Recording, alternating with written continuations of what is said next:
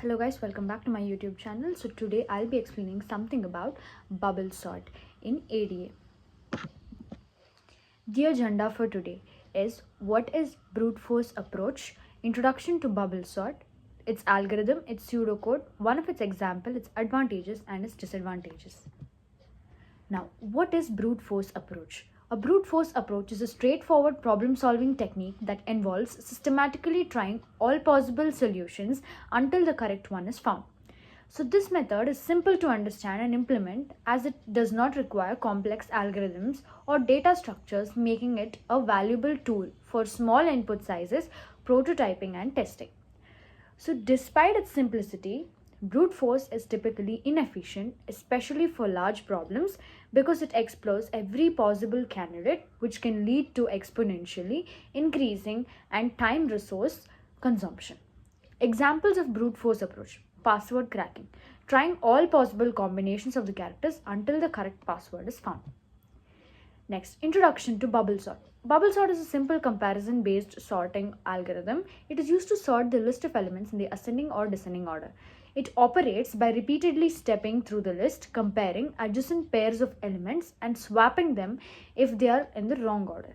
So this process is repeated until the list is sorted. So key characteristics. It is very simple to understand and implement. Bubble sort is one of the most straightforward sorting algorithms, making it an ideal technique tool introductory computer science for the introductory computer science courses.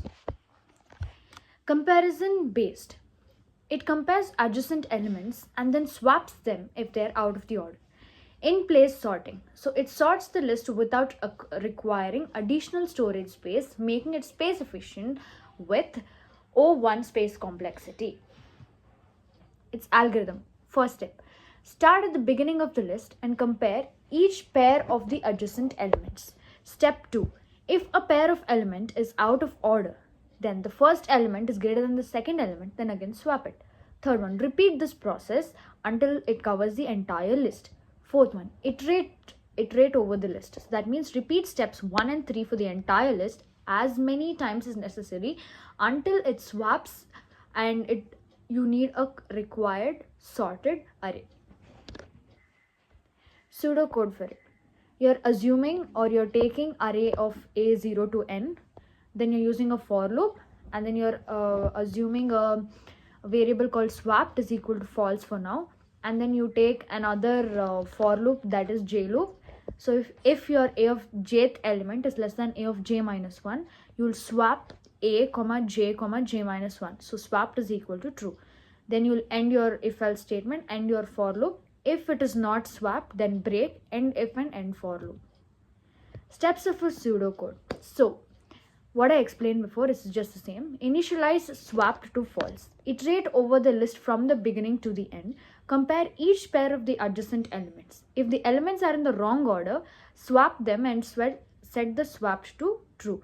Repeat the process until the complete pass to the list results in no swap. Now let's see an example. Consider an unsorted list 5, 1, 4, 2, 8. First pass. In the first pass, now you're swapping 5 and 1. Next you'll compare 5 and 4. Again swap. Next you'll compare 5 and 2. Again swap. Next you'll compare 5 and 8. It's not greater, so it stays there. Second pass. 1 and 4 is compared.